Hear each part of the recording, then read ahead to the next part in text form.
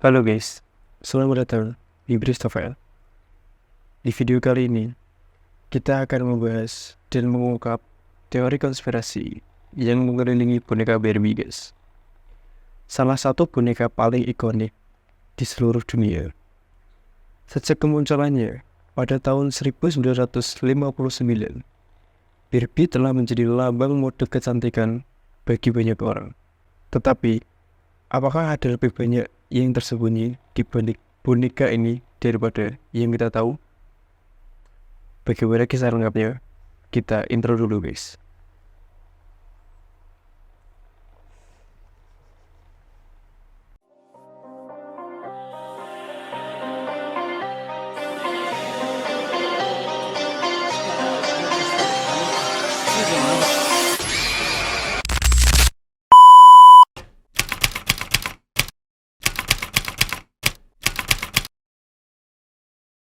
Pertama-tama, kita akan membahas asal mula boneka Barbie guys. Barbie adalah salah satu boneka paling ikonik di seluruh dunia dan telah menjadi salah satu mainan paling populer sepanjang masa.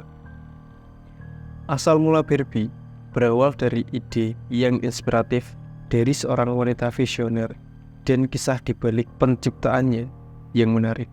Pada tahun 1945, Ruth Handler, seorang wanita bisnis yang berbakat, bersama dengan suaminya Elliot Handler dan sahabat mereka, Harold Maston, mendirikan perusahaan mainan bernama Mattel Creation. Pada awalnya, perusahaan ini fokus pada pembuatan mainan kayu dan boneka yang terbuat dari bahan non-plastik guys. Namun, Ruth Handler mulai menyadari bahwa pasar boneka anak-anak saat itu didominasi oleh boneka bayi guys, dan ada sedikit pilihan boneka yang mewakili peran perempuan dewasa dalam masyarakat. Pada tahun 1956, saat Ruth Handler tengah berlibur bersama keluarganya di Swiss, dia terinspirasi oleh sebuah boneka bernama Bit Lily yang dijual di sana. Boneka tersebut merupakan boneka dewasa yang bentuk tubuhnya ramping dan pakaian modis yang terinspirasi dari komik karya Reinhard Budin yang berjudul Lily. Boneka Bit Lily menjadi populer sebagai boneka umur dewasa di kalangan kolektor dan pemuda pada saat itu guys. Ruth Handler melihat potensi besar dalam ide sebuah boneka dewasa dengan mode yang menarik dan fungsional. Dia berpikir bahwa boneka semacam itu akan memberikan kesempatan bagi anak-anak untuk berimajinasi dan menggali peran sosial yang lebih beragam dalam permainan mereka.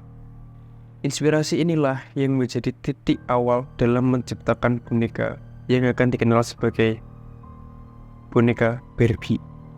Setelah kembali dari liburannya, Ruth Handler bekerja sama dengan desainer mainan Jack Ryan untuk mengembangkan desain dan bentuk awal boneka Barbie guys. Ryan menciptakan prototipe pertama boneka ini berdasarkan karakteristik boneka Bit Lily dengan perubahan tertentu pada bentuk wajah dan rambutnya. Pada tanggal 9 Maret 1959, Barbie resmi diluncurkan di pameran mainan di New York City. Barbie menerima sambutan yang hangat dan cepat menjadi hit di pasar. Boneka ini menawarkan beragam pilihan pakaian dan aksesoris untuk memungkinkan anak-anak untuk bermain dan berkreasi dengan berbagai peran dan gaya guys. Ruth Handler memahami pentingnya citra dan branding sehingga dia memastikan bahwa Barbie memiliki identitas yang kuat dan menjadi simbol modernisasi kecantikan. Salah satu faktor kunci kesuksesan Barbie yaitu kampanye pemasaran yang cerdas. Ruth Handler menyadari pentingnya memasukkan Barbie dalam berbagai iklan televisi dan cetak. Barbie juga dilibatkan dalam berbagai kegiatan promosi, termasuk kontes dan acara pameran mainan. Hal ini membuat Barbie semakin dikenal dan diminati oleh anak-anak di seluruh dunia. Selama beberapa dekade, Barbie terus berevolusi dan menyesuaikan diri dengan tren dan perubahan sosial yang terjadi. Barbie berusaha mencerminkan peran perempuan yang semakin beragam dalam masyarakat. Dia telah menjadi inspirasi bagi banyak anak perempuan untuk bermimpi lebih besar, guys. Untuk mencapai tujuan mereka dan mengejar berbagai karir dan juga impian. Namun, Barbie juga mendapatkan kritik dan kontroversi sepanjang perjalanannya. Beberapa kritik menyoroti bahwa Barbie memberikan standar kecantikan yang tidak realistis dan berpotensi mempengaruhi persepsi tubuh anak-anak. Pada akhirnya, Mattel mencoba untuk mengatasi kritik ini dengan memperkenalkan variasi bentuk tubuh dan ragam kulit pada boneka Barbie, guys.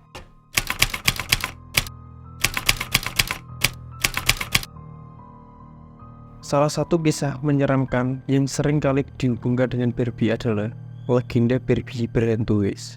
Menurut legenda ini, ada beberapa boneka Barbie yang diklaim berhantu atau membawa kutukan. Kisah ini tersebar melalui cerita-cerita online, forum, dan juga media sosial.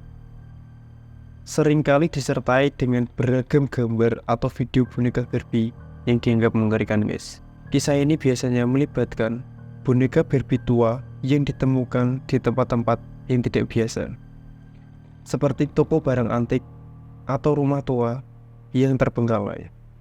Beberapa orang mengklaim bahwa boneka Barbie ini memiliki mata yang bergerak sendiri, wajah yang berubah-ubah, atau bahkan bisa berbicara sendiri, guys. Beberapa klaim juga menyatakan bahwa boneka tersebut memiliki aura yang misterius atau merasa dingin ketika disentuh. Namun, penting untuk dicatat bahwa kisah-kisah seperti ini cenderung merupakan hasil imajinasi dan cerita urban yang beredar di kalangan masyarakat. Tidak ada bukti yang dapat dipastikan bahwa boneka Barbie memiliki sifat-sifat gaib atau supranatural seperti yang sering diklaim dalam cerita-cerita ini. Selain kisah Barbie yang berhantu, ada juga teori konspirasi yang mengaitkan Barbie dengan berbagai fenomena misterius.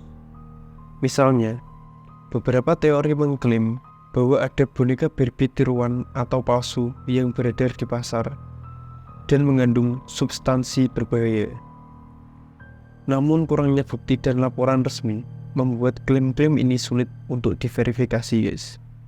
Terkadang, kekhawatiran tentang keamanan dan kualitas produk mainan dapat dipacu oleh laporan berita tentang penarikan kembali boneka atau mainan tertentu dari pasar karena adanya potensi bahaya. Namun, ini bukan kisah fenomena yang terjadi pada berbagai jenis mainan dari berbagai merek, guys.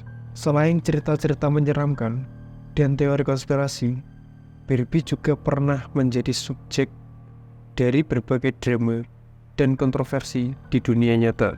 Misalnya pada tahun 2002, Barbie berada dalam perdebatan dalam gambaran etnis dan budaya pada boneka ini. Kelompok-kelompok masyarakat mengkritik bahwa Barbie telah seragam dalam representasi etnis dan mengabaikan keragaman budaya yang ada di dunia nyata. Mattel telah berusaha untuk menghadapi kritik ini dengan menghadirkan berbagai edisi khusus Barbie yang mewakili beragam budaya dan juga etnis. Namun, beberapa kritikus berpendapat bahwa lebih banyak langkah yang harus diambil untuk mencerminkan keragaman dunia nyata dengan lebih akurat. Kontroversi lain yang melibatkan Barbie adalah tentang pemasaran dan citra tubuhnya. Sejak pertama kali diluncurkan, Barbie telah menghadapi kritik tentang proporsi tubuh yang tidak realistis dan mungkin dapat mempengaruhi pandangan anak-anak tentang tubuh ideal. Beberapa kelompok masyarakat bahkan mengajukan tuntutan hukum terhadap Mattel terkait klaim bahwa anak-anak perempuan dapat mengalami masalah kesehatan mental akibat pemahaman yang salah tentang citra tubuh ideal, guys. Meskipun telah menghadapi kritik dan kontroversi, Barbie telah menjadi boneka yang paling dicintai dan juga menemani generasi anak-anak perempuan di seluruh dunia. Dalam beberapa dekade terakhir, Mattel telah berusaha untuk mencerminkan keragaman dunia nyata dalam desain Barbie melalui lini Barbie fashionista dan berbagai edisi khusus, guys.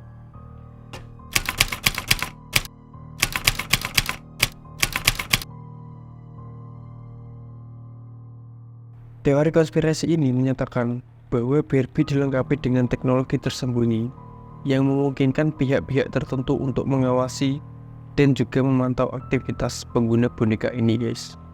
Beberapa klaim menyatakan bahwa kamera atau mikrofon tersembunyi dapat ditempatkan di dalam Barbie untuk merekam percakapan dan kegiatan di sekitar anak-anak yang bermain dengannya, guys. Selain itu, teori ini juga berpendapat bahwa data yang dikumpulkan melalui Barbie dapat digunakan untuk mengumpulkan informasi tentang kebiasaan, preferensi, dan kehidupan pribadi anak-anak yang memainkannya. Hal ini mengundang kekhawatiran tentang privasi dan juga keamanan data anak-anak yang mungkin terpengaruh oleh penggunaan boneka ini, guys. Namun, penting untuk dicatat bahwa klaim-klaim semacam ini seringkali tidak memiliki bukti yang kuat dan juga cenderung bersifat spekulatif, guys. Barbie adalah sebuah merek mainan yang diatur oleh undang-undang dan standar keamanan yang ketat, sehingga adanya teknologi tersembunyi yang melanggar privasi penggunanya menjadi tidak mungkin terjadi secara ilegal. Mattel, perusahaan yang menciptakan Barbie, telah menanggapi klaim-klaim tersebut dengan menekankan bahwa Barbie adalah sebuah mainan yang bertujuan untuk memberikan kesenangan dan imajinasi bagi anak-anak perempuan. Mereka menegaskan bahwa tidak ada teknologi tersembunyi yang digunakan dalam pembuatan Barbie dan bahwa privasi dan juga keamanan anak-anak adalah prioritas utama mereka, guys. Tapi di era teknologi yang semakin maju, ada perdebatan tentang bagaimana mainan-mainan yang terhubung ke internet dan teknologi digital lainnya dapat mempengaruhi privasi dan juga keamanan anak-anak, guys. Mainan yang terhubung ke internet dapat mengumpulkan data dan informasi pribadi pengguna, termasuk anak-anak, sehingga perlu ada pengawasan dan juga regulasi yang ketat untuk melindungi privasi dan juga keamanan mereka.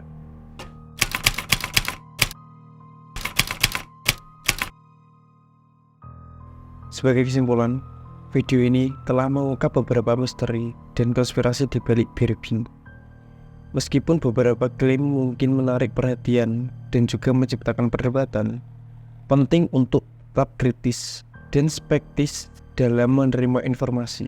Barbie tetap menjadi boneka yang berperan penting dalam dunia mainan, dan peranannya dalam membentuk persepsi anak-anak perlu dipahami dengan cermat, guys. Kita sebagai orang tua dan juga pengasuh memiliki tanggung jawab untuk membimbing anak-anak perempuan untuk memiliki rasa percaya diri dan menerima diri mereka sendiri dengan segala keunikan, mendorong anak-anak perempuan untuk mengejar impian dan juga tujuan mereka tanpa terpengaruh oleh standar kecantikan yang tidak realistis adalah langkah penting dalam membentuk identitas mereka yang positif dan juga kuat. Terima kasih telah menonton video gue kali ini. Jika kalian ada konten-konten yang menarik yang mau gue bahas, silahkan komen di kolom komentar, guys. Jangan lupa like, komen, dan subscribe. Mohon maaf apabila ada salah pengucapan dan juga ada pihak yang tersinggung dengan video gue kali ini. Semua kebenaran dari Tuhan dan juga semua kesalahan milik gue. Sampai jumpa di video gue selanjutnya. Terima kasih.